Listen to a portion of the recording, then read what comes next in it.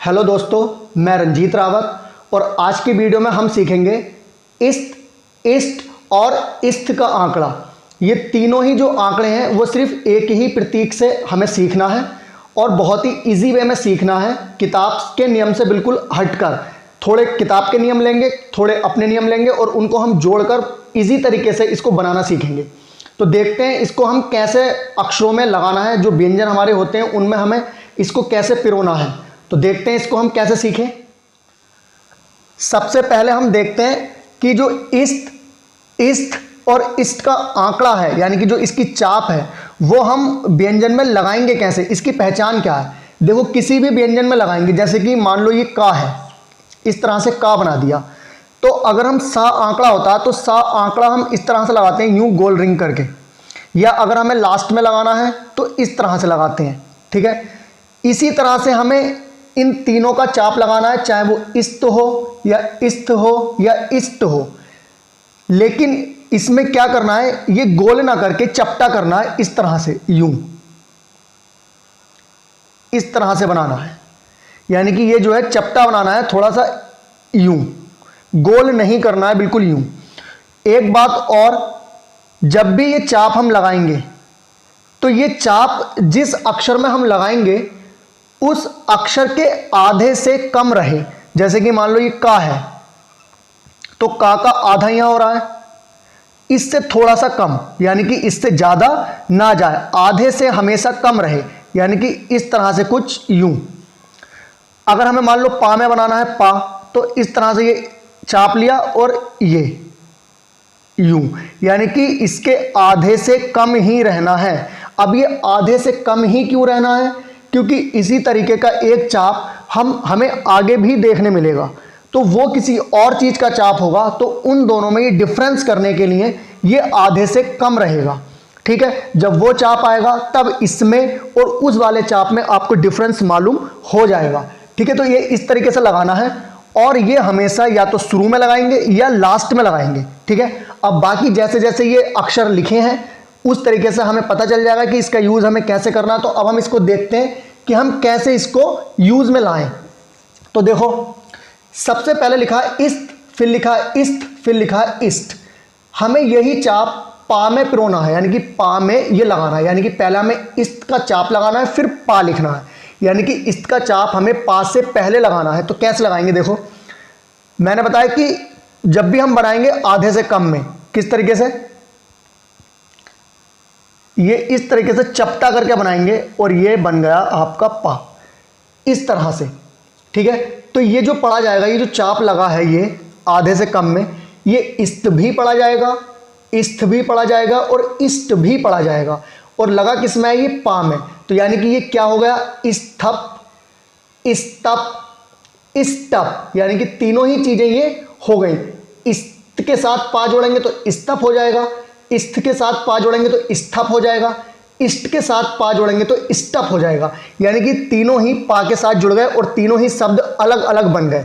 ठीक है, इसी तरह से ये मां में पिरोना है इस्त, तो क्या है, मां हम इस तरह से बनाते हैं, यूं, इसके आधे से हमें चाप लगाना है इस तरह से, यानी कि आधा ही होगा, यहां से कुछ चाप बनाना है, तो किस तरह से बनाएंगे, यूं बनाना हमें क्या है, इस तरह से है, यूं, यानी कि चपटा ही करके लगाना है, गोल नहीं बनाना, इस तरह से यूं नहीं बनाना है।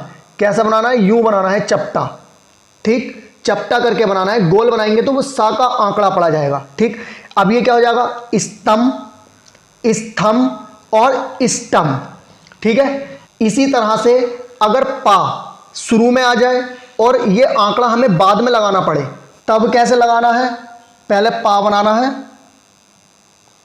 और आधे से कम में अब ये इस तरह से लगाएंगे लास्ट में, लेकिन बनाना कैसे है, चपटा ही बनाना है, गोल नहीं। तो अब ये क्या पड़ा जाएगा, पा के साथ इन तीनों को ही अलग अलग जोड़ेंगे, यानी कि ये पस्त भी हो गया, पस्त भी हो गया और पस्त भी हो गया, तीनों चीजें इसमें आ गई। फिर आता है टा में, टा से पहले लगाएंगे इस्त का आंकड़ा। टा कैसे बनाते हैं, इस तरह से सीधी रेखा में। अब टा में हमें इस्त का आंकड़ा लगाना है, वो भी कैसे लगाना है, चपटा कर कर ही, तो इस तरह से कुछ यूं, आधे से कम में। तो ये क्या हो जाएगा, इस्तट, स्थट, इष्टट। यानी कि तीनों ही चीजें इसमें जुड़ जाएंगी।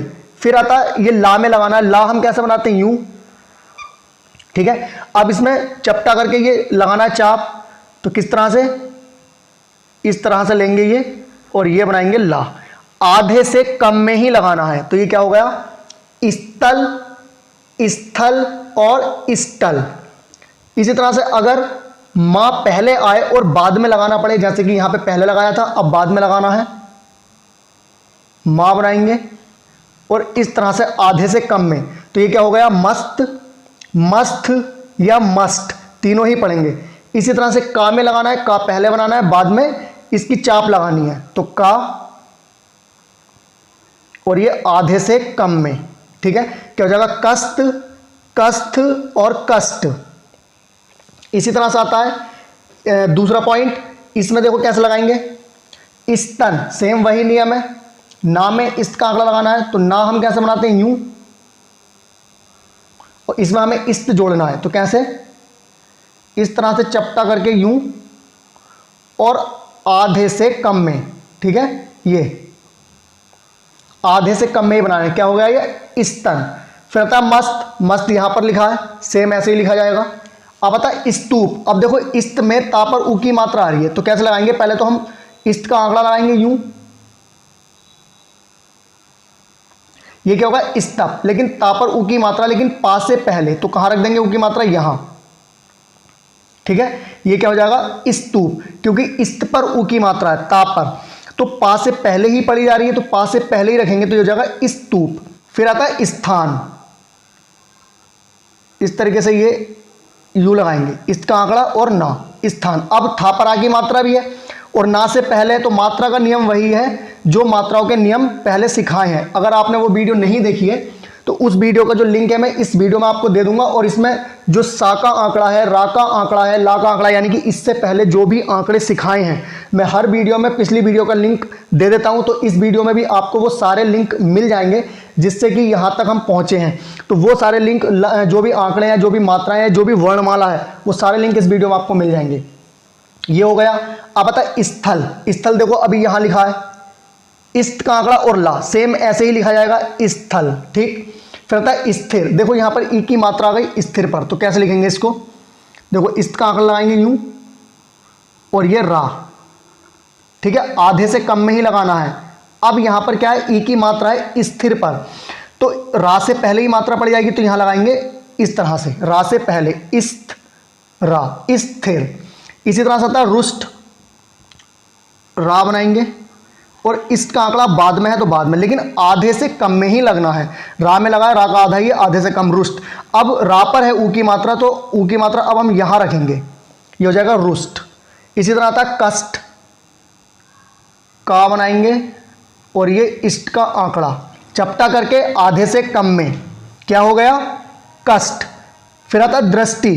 देखो दृष्टि लिखेंगे, दा में रा का आंकड़ा सिखा दिया है, ये दा बन गया, और इसमें इस्त का आंकड़ा ये क्या होगा, दृष्ट। अब इसमें ई की मात्रा है, चाहे तो देखो ई की मात्रा का जो नियम है वो बड़ी ई की मात्रा का नियम है, ये इसका, अगर लास्ट में बड़ी ई की मात्रा आती है या बड़ी ई आती है, तो क्या करते हैं कि इसको हम थोड़ा सा निकाल देते हैं, लेकिन ये छोटी ई है, तो हम यहाँ पर ई की मात्रा रख दें या ना भी रखें तो भी बिना मात्रा के भी दृष्टि ही पढ़ा जाएगा, ठीक है। अगर रख देंगे तो ये बड़ी ई की मात्रा का काम करेगा, या फिर इसको निकाल देंगे तो भी बड़ी ई की मात्रा का काम करेगा। इस तरह से ये लिखकर ये इसको थोड़ा सा बाहर निकाल देंगे यूं, तो ये बड़ी ई की मात्रा का काम करेगा, तो हम इसको क्या पढ़ेंगे, दृष्टि। तो दृष्टि इस तरह से लिखा जाता है।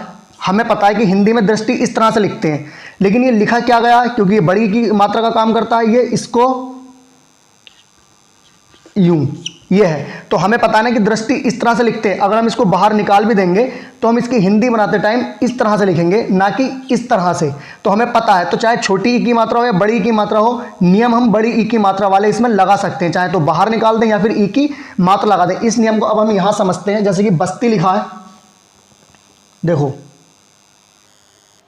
बा है और इस्त का आंकड़ा है ये, ठीक है। या तो यहां पर ई की मात्रा लगा दो तब भी बस्ती हो जाएगा, या फिर बा बनाकर ये जो इस्त का आंकड़ा लगा है ये बाहर को निकाल दें। अगर हम इस्त के आंकड़े को जब हम बाहर निकाल देते हैं, लास्ट में जब कभी भी आता है तब, लास्ट में अगर इस्त आए और उस पर बड़ी ई की मात्रा हो तो हम इसको बाहर को निकाल देंगे, तो ई की मात्रा का काम करता है। तो ये वस्त नहीं क्या पढ़ाएगा, बस्ती। क्यों? क्योंकि ये बाहर निकल गया। या फिर बाहर ना निकाल कर यहाँ ई की मात्रा लगा दें तो भी ई की मात्रा का काम करेगा, तो भी क्या हो जाएगा, बस्ती। अब आता है जस्ता। जस्ता देखो आ की मात्रा है, अगर मैं इसको जा बनाऊं और इसका लगा दूं आंकड़ा तो ये क्या हो गया, जस्त। लेकिन अब मुझे आ की मात्रा लगानी है, अगर मैं आ की मात्रा यहां लगाता हूं तो ये जा पर पड़ी जाएगी, ठीक है। और ये जो है जा के बाद है इसका आंकड़ा, तो मैं इसको यहां भी नहीं लगा सकता। तो अब ऐसी सिचुएशन में हमें क्या करना है कि इसका आंकड़ा ना लगाकर हम सा के आंकड़े का यूज करेंगे। इस तरह से हम जस्ता लिखेंगे, जा, सा का आंकड़ा और ये ता, और यहां पर आ की मात्रा लगाएंगे, ये हो जाएगा जस्ता। सस्ती, सा बनाएंगे, इसका आंकड़ा और इसको निकाल देंगे बाहर। क्यों? क्योंकि क्या, सस्ती, ई की मात्रा भी आ गई तो ये पढ़ेंगे सस्ती। मस्ती, मां बनाएंगे, इसका आंकड़ा और इसको निकाल देंगे बाहर, मस्ती। रस्ता, अब देखो फिर आ की मात्रा आ गई तो इसको कैसे लिखना है, रा, सा और ये ता और आ की मात्रा, रस्ता। इसी तरह से बस्ता, इसमें भी आ की मात्रा आ गई, बा, सा और ये ता, और यहां पर आ की मात्रा, बस्ता। तो इस तरह से देखो जब लास्ट में आ की मात्रा आती है तो हमें सा के आंकड़े का यूज करना है, ना कि इस्त के आंकड़े का। अगर ई की मात्रा आती है तो चाहे वहां मात्रा लगा सकते हैं ई की, या फिर इसको बाहर निकाल सकते हैं, तो वो ई की मात्रा का काम करेगा।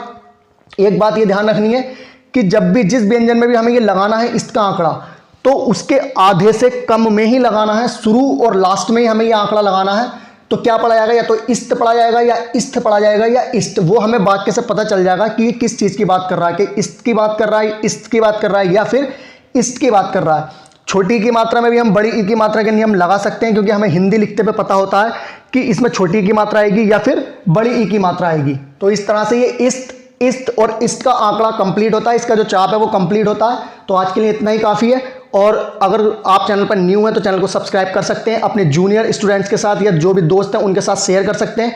और इस वीडियो में आपको जो पिछली वीडियो के आंकड़े हैं या वर्णमाला है या मात्राएं जो है वो मोस्ट इंपोर्टेंट वीडियो है, उसकी बहुत ईजी तरीके से सिखाई है। तो उन सभी वीडियो के लिंक इस वीडियो में आपको मिल जाएंगे। इसी तरह से शॉर्ट हैंड को बिल्कुल शुरू से सीखने के लिए चैनल को सब्सक्राइब कर सकते हैं। अगर वीडियो अच्छी लगे तो उसको लाइक कर सकते हैं, ज़्यादा से ज़्यादा शेयर करें।